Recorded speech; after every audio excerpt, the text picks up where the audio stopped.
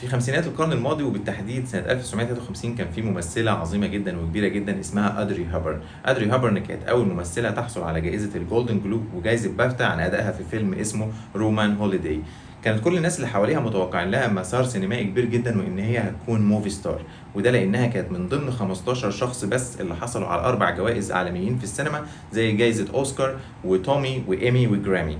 لكن الحقيقة اللي صدمت الناس كلها وهي عندها 30 سنة وكانت في عز مجدها وشهرتها إن هي قررت إن هي تسيب المجال ده خالص، مجال التمثيل، وتتجه لحاجة تانية خالص. طبعا ما سابتش مجال التمثيل وفكرت إن هي تروح مثلا في الإنتاج أو في الإخراج أو حتى إن هي تشتغل موديل زي ما بنشوف، لكن هي سابت الموضوع ده كله وقررت إن هي تكرر في حياتها إن هي تتطوع في اليونيسيف. اللي ما يعرفش اليونيسيف دي أحد أذرع اليونايتد نيشن، وهي مسؤولة عن الإغاثة الصحية وكمان المادية والأكل والشرب للدول المنكوبة اللي عندهم حروب أو أي حاجة زي دي. تاني ظهور ليها على خشبة مسرح كانت سنة 1992، وعشان كانت تستلم جايزة من أكبر الجوائز أو من أكبر الأوسمة اللي بتمنحها الولايات المتحدة الأمريكية، وهي وسام الحرية، وده طبعا مش ناس كتيرة جدا حاصلين عليه. سواء اللي عملته أدري هابرن صح ولا غلط احنا هنناقش الموضوع ده دلوقتي، فخليكم معايا، واللي مش عامل اشتراك في القناة يعمل اشتراك في القناة عشان هنتكلم على سلسلة كبيرة جدا من المواضيع دي هتفيدكم جدا في حياتكم العملية، وكمان ان انتوا تكونوا عارفين معلومات كتيرة جدا بتحصل من حواليكم.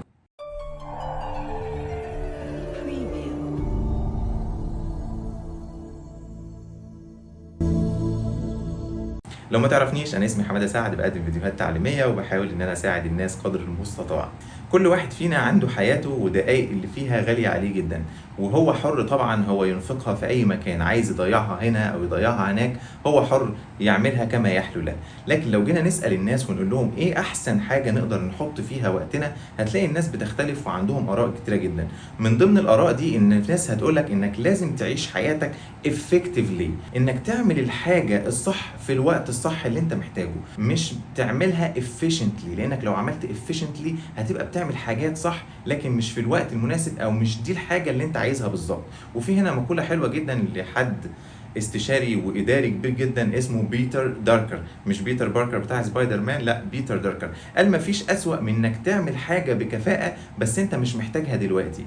ومن هنا لازم تبقى عارف انك مش لازم تكون منتج، يعني انت لما تكون منتج وبتنتج حاجات دي مش هي الاهميه، الاهميه انك تنتج حاجات يكون ليها لازمه او الحاجات الصح اللي انت محتاجها. ومن هنا هتسال نفسك سؤال وتقول طب انا اعرف ازاي الحاجات الصح اللي انا هعملها؟ الحاجات الصح اللي انت هتعملها في نظريه كده اسمها 20 to 80 او نظريه ال 20% وال 80%. النظريه دي بتفسر ان 80% من النتائج هم اسبابهم 20%.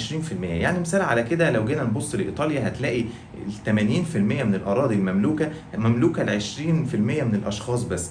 لو جينا نبص برضو على البيزنس في مصر هتلاقي مثلا 20 او 30% من رجال الاعمال في مصر مسيطرين على 80 او على 70% من البيزنس كله. هي دي قاعده ال 20% وال 80%. وبما اننا بنتكلم عن البيزنس مان هنيجي نبص هنلاقيهم الناس دي لما تيجي تدخل جوه شركاتهم هتلاقي مثلا الارباح بتاعتهم بتطلع من 20% من العملاء بتاعتهم، ولذلك هم بيبداوا يهتموا بال 20% بس دول من العملاء عشان هم دول اللي مسؤولين عن كل الربح اللي في الشركه. واحد هيقول لي طب ده تصرف صح ولا تصرف غلط؟ هنيجي نشوف دلوقتي ونكمل مع ادري هابرن ونشوفها هي عملت ازاي. لو كنا رجعنا لادري هابرن في الوقت ده وشفناها هي عملت كده وكانت فكرت بمبدا ال 20% وال 80% واهتمت اكتر بالسينما، ما كانتش هتحصل على الوسام الكبير اللي هي خدته اللي هي فعلا فخوره بيه جدا جدا. لو كانت فكرت في الوقت ده ساعتها كانت هتقول لا انا اهتم بالتمثيل لان دي اكتر حاجه هتديني فلوس ومش عايزه اي حاجه بعد كده. نفس القصه حصلت مع جيف بيزوس امازون، صاحب شركه امازون. كان سنة 1993 كان هو فايس بريزيدنت في وول ستريت، كان حاجة يعني محدش يقدر يوصل لها بسهولة، لكن هو ساب الموضوع ده وبدأ ان هو يفكر يعمل شركة على النت. لو كنا جينا ساعتها وسألناه او كل الناس ساعتها كانت مستغربه ازاي تسيب انك تبقى فايس بريزيدنت في وول ستريت وتسيبها وبعدين تروح تعمل شركه على النت. ساعتها لو كنت واقف معاه وبتفكر بمبدا ال 20% وال 80% هتقول له لا اوعى تروح ناحيه الشركه اللي على النت اللي هي حاجه جديده ما تعرفهاش وممكن تكون مش ناجحه معاك. من هنا هتلاقي ان ال 20% وال 80% او النظريه اللي احنا ممكن نستخدمها عشان نفكر فيها، هتلاقي نظريه ال 20% ودي نظريه كتير جدا مطروحه عند الناس، واحنا النهارده موجودين عشان نعرفكم ان مش دايما نظريه 20% 80% هي نظريه ناجحه. ال 20% 80% تنجح لو انت عايز تكرر الماضي. يعني لو جيت تشوف العملاء بتوعك ولقيتهم هم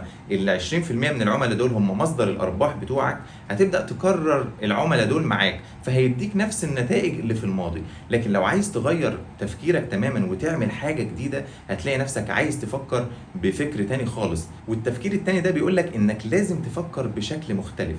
ما ينفعش تقعد تكرر في الماضي، لان هو ده سبب لك ارباح في الماضي، وان اول حاجه في بدايتها هيظهر ان هي حاجه ملهاش اي لازمه.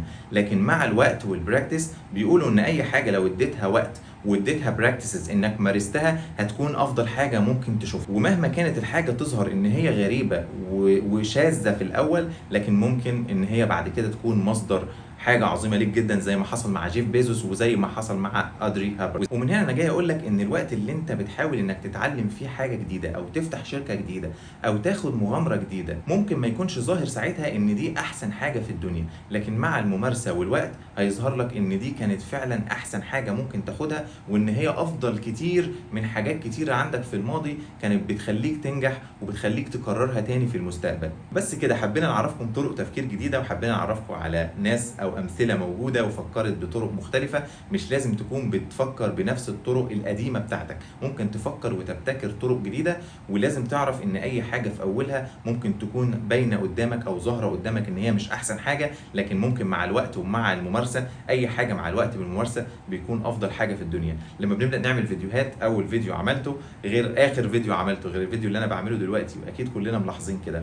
بس كده خلصنا موضوعنا. فلو انت مش عامل سبسكرايب للقناه، ولو الفيديو ده عجبك اعمل سبسكرايب واعمل لايك للفيديو، وحاول تشير عشان تعرف الناس قصه جيف بيزوس وادري هابرن، ونعرفهم ازاي يفكروا بشكل مختلف. والسلام عليكم.